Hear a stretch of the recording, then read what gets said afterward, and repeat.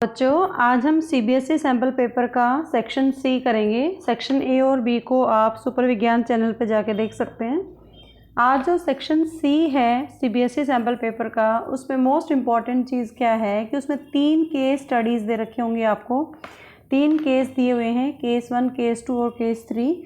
उनके आधार पर कुछ प्रश्न होंगे और इस खंड में कुल 12 प्रश्न हैं, यानी हर एक केस में 4 क्वेश्चन होंगे, लेकिन आपको 10 ही प्रश्नों को हल करना है। तो यहाँ पे सोचने की बात क्या है कि केस 1 में माना कि 4 क्वेश्चन है, केस 2 में भी 4 हैं, केस 3 में भी 4 हैं। तो जिस केस को आपको कॉन्फिडेंस है कि मुझे सारे क्वेश्चंस उसके आते हैं, उसके 4 करो, बाकी के 3-3 करने हैं। तो टोटल 10 क्वेश्चंस आपके हो जाएंगे। तो इस केस में जब हम बात करते हैं तो सबसे पहले आपको ये पूरा पढ़ना है। ये प्रेषक है, न्यू इंडिया एक्सप्रेस में आया ये आर्टिकल, वहाँ से ये लिया गया है। इसको अच्छे से पढ़ना है कि फटाफट इसको रीडिंग, ज़्यादा टाइम नहीं लगाना है इसमें। इसको पढ़ के फिर क्वेश्चंस पे आना है तुरंत कि नमक को पानी से अलग अलग। ये पूरा सारा का सारा पैराग्राफ आप कुछ ही समय में पूरा का पढ़ लें। और साथ में ये टेबल है, टेबल की ऑब्जर्वेशन बहुत इंपॉर्टेंट है, इसको ध्यान से देखेंगे। अलग अलग कंपाउंड है, अलग अलग ग्राम दे रखा है, कुल नमक की मात्रा भी दे रखी है।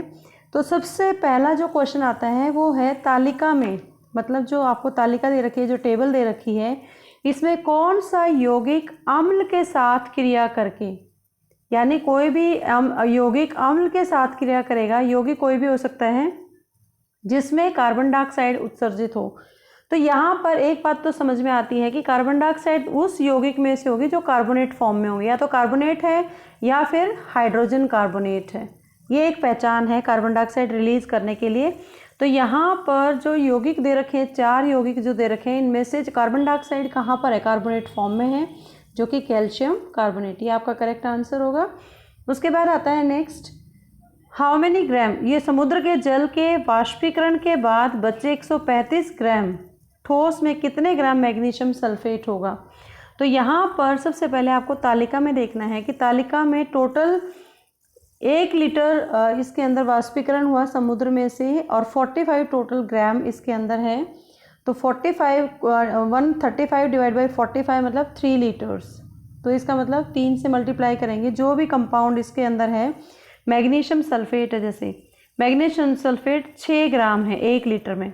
और अगर मैं यहाँ पर हम बात करें कि 135 ग्राम और उसमें कितना इवेपोरेट और मैग्नीशियम सल्फेट कितना बचा है, 135 ग्राम के अंदर, और टोटल ग्राम इसके अंदर आता है 45। इसका मतलब ये 3 लीटर हुआ टोटल इसमें। और 1 लीटर में अगर 6 ग्राम है तो 3 लीटर में आपका 6 × 3 दैट इज़ 18 ग्राम आपका आंसर आ जाएगा। तो बी जो 50वां क्वेश्चन है उसका आंसर होगा 18। मतलब आपको तालिका को भी अच्छे से देखना है इसमें। क्वेश्चन नंबर 51 आता है, सोडियम क्लोराइड के संतृप्त विलयन को क्या कहते हैं। तो जो संतृप्त विलयन होता है, मतलब जब नमक को घोला जाता है पानी के अंदर, तो उसको ब्राइन कहा जाता है। क्वेश्चन नंबर 52, सामान्य नमक के निर्माण में प्रयोग होने वाले अम्ल का पीएच मान कितना होता है। तो पीएच मान, अगर सामान्य नमक के निर्माण में जब प्रयोग जो अम्ल होता है वो 1 से 3 के बीच पीएच होना चाहिए, स्ट्रॉन्ग अम्ल होता है, ताकि सामान्य नमक का निर्माण किया जा सके। जैसे कि अगर ये 4 क्वेश्चंस के 4 में से मुझे 1 नहीं आता तो मैं 1 छोड़ दूंगी, 3 क्वेश्चंस जो मुझे परफेक्ट आते हैं वो करेंगे। अब देखते हैं केस 2। केस 2 के अंदर ही आपका प्रैक्टिकल है 10th क्लास का। इस प्रैक्टिकल में कार्बन डाइऑक्साइड की नेसेसिटी के बारे में दिखा रखा है। इसमें सबसे पहले प्रकाश संश्लेषण की क्या क्या आवश्यकताएं हैं, पूरे इस पैराग्राफ को पढ़ना है। इस गतिविधि में 2 स्वस्थ गमले के पौधे ले रखे हैं जिनको 72 घंटों के लिए अंधेरे में रखा गया, दोनों को।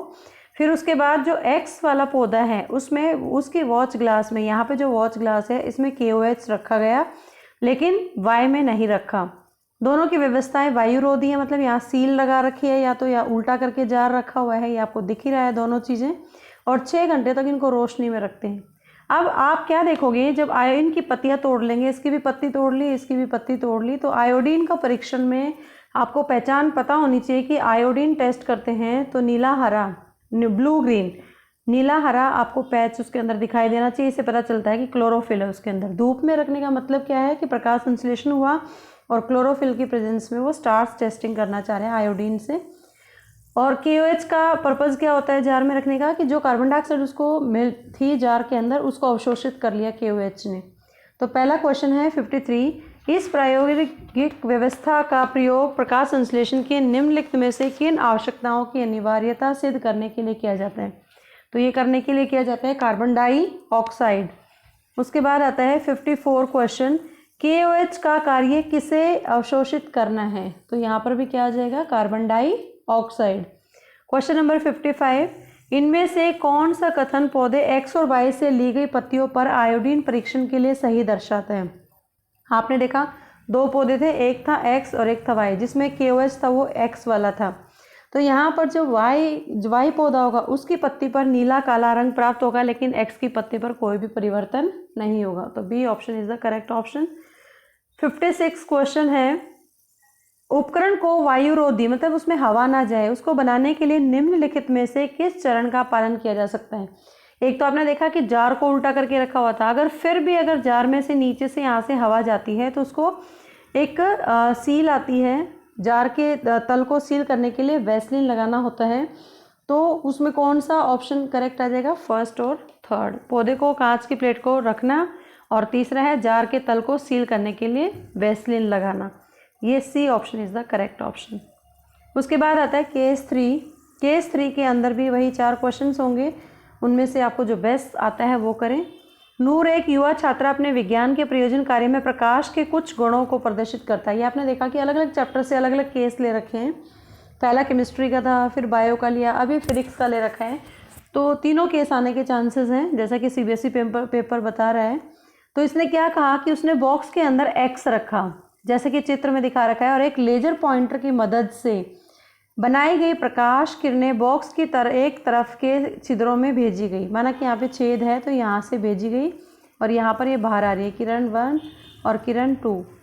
फिर उसने एक छोटे बटर पेपर को प्रकाश के धब्बों को देखने के लिए स्क्रीन की, यहाँ पे बटर पेपर को एक स्क्रीन के तौर पे यूज़ किया। क्वेश्चन नंबर 57 कहता है, वह X क्या हो सकता है जिसे उसने किरणों को दिखाए गए आरेख के अनुसार व्यवहार करने के लिए बॉक्स के अंदर रखा था। तो X क्या हो सकता है, X के यहाँ पे एक अभिसारी लेंस है, या समानांतर पक्षीय ग्लास ब्लॉक है, या आपका कोई समतल दर्पण या त्रिभुजाकार प्रिज्म है।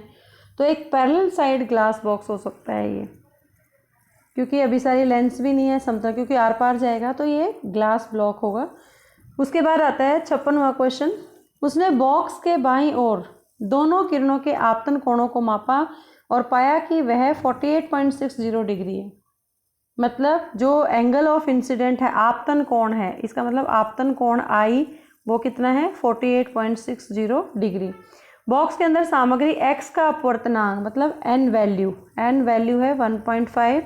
अपवर्तन कोण का मान कितना होगा, तो अपवर्तन का नियम क्या कहता है, sin I upon sin R equal to n, जहाँ पर sin I ये देखो मान का प्रयोग दे रखा है, sin I मतलब 48.6, यहाँ पे लिखोगे sin 48.60 divide by sin R equal to 1.5। उसके बाद फिर ये आ जाएगा sin 48.60 को लिखेंगे 0.75 divide by 1.5 equal to sin R। तो यहाँ पे इसकी रेशो आ जाएगी 75/100 इंटू 10/15। तो 0 से 0 कट जाएगा, 15 5 और 1/2। तो यहाँ पे sin R की वैल्यू है 1/2, और 1/2 किसके बराबर होता है, अगर हम साइन की भाषा में बोले तो sin 30 होता है 1/2। ये आप ट्रिग्नोमेट्री में पढ़ते होंगे। तो sin R equal to sin 30, sine से साइन कैंसिल, तो R की वैल्यू हो जाती है 30 डिग्री। तो 30 degree is the correct option. यहाँ पर ये डिग्री है, ये गलत लिखी हुई है 0। आपके आंसर यहाँ पे ये है 45 डिग्री, उसके बाद 40 डिग्री, उसके पास 30 डिग्री और 60 डिग्री। तो जो 30 डिग्री है क्रॉस करके 30 डिग्री आ जाएगा इसके अंदर। इस तरह से क्वेश्चन करेंगे। उसके बाद आता है 59 क्वेश्चन, उसके सहेली ने इस प्रदर्शन से निम्नलिखित अवलोकन किया। हर चीज़ में आपको यहाँ पे ऑब्जर्वेशन ज़्यादा पूछा जा रहा है कि कांच हवा की तुलना में प्रकाशिक रूप से विरल है। आपको सही बताना इनमें से कौन सा करेक्ट है। हवा और कांच प्रकाश को समान वेग से अपने से गुजरने देते हैं। हवा कांच की तुलना में विरल है, ये बिल्कुल सही लगा थर्ड। उसके बाद सघन माध्यम में प्रकाश की गति विरल में अधिक होती है, बिल्कुल गलत है। सरल में सघन माध्यम में हमेशा प्रकाश की गति कम होती है। पहले माध्यम में आपतन कोण की जा का दूसरे माध्यम में अपवर्तन कोण की जा से अनुपात पहले माध्यम की सापेक्षता में दूसरे माध्यम का अपवर्तनांक है। ये बिल्कुल इन्होंने फार्मूला बता दिया, n = sin i upon sin r। जो स्टेटमेंट आपकी ठीक है, क्योंकि इसमें ऑप्शन 2 2 3 3 दे रखे हैं, इनमें से छांटना आपको। तो यहाँ पर तीसरा और पांचवा ऑप्शन सही है, तो आपका डी आंसर करेक्ट हो जाएगा। उसके बाद है 60th क्वेश्चन। 60 क्वेश्चन के अंदर यदि बॉक्स के अंदर की वस्तु 1.5 से कम अपवर्तनांक वाले पदार्थ से बनी है तो किरणें कैसे जाएंगी। मतलब अपवर्तनांक है 1.5, तो उसमें जो लेटरल शिफ्ट होगा, जो पार्श्व विस्थापन होगा वो कम होगा, क्योंकि अपवर्तनांक ज़्यादा है। तो यहाँ पर स्पीड क्या हो जाएगी, अगर अपवर्तनांक है 1.5, अपवर्तनांक क्या होता है c/v, speed of light in air divide by speed of light in medium. तो मीडियम के अंदर अगर ये ज़्यादा है तो यहाँ पे स्पीड क्या हो जाएगी, कम। स्पीड कम होगी तो विस्थापन जो होता है किसी भी कांच ग्लास में से, पार्श्व विस्थापन कम होता चला जाएगा। अगर स्पीड ज़्यादा होगी तो विस्थापन ज़्यादा होता जाएगा। मतलब जो एक्चुअल रे, जैसे कांच ग्लास के अंदर ये रे आती है, ये रे सीधे जाने की बजाय आपको ऐसे ये रे दिखाई देगी जब भी आप प्रैक्टिकल बनाते हैं। तो यहाँ पर इसके और इसके बीच में जो रे के बीच में जो ये डिस्टेंस है, इसको बोलते हैं पार्श्व परावर्तन। तो ये स्पीड ऑफ लाइट के ऊपर डिपेंड करता है कि वो कम होगा या ज़्यादा होगा। तो ये आपका सेक्शन सी था। आई होप आपको अच्छे से तीनों केस क्लियर होंगे। कीप वॉचिंग सुपर विज्ञान। Thank you so much.